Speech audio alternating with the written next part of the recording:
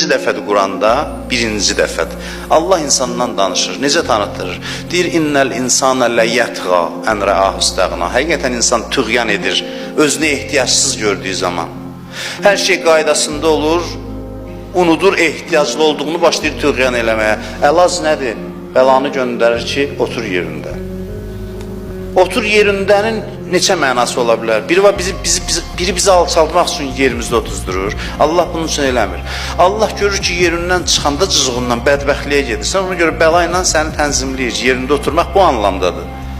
İndi sən onu qabağını almaq üçün, o bəlanın, sən bilmirsən hansı günahına görə. Deyir, otur istiğfarla, Allahla otur danış, təvazökarlıq halını tövbə halı ilə yarat. Bilən ki, mən günahkaram, məni bağışla dedikcə, yavaş-yavaş o təkəbbür çıxsın, o təkəbbür kürəkdən çıxdı, bəlaların da çoxsu sənin yolundan uzaqlaşacaq.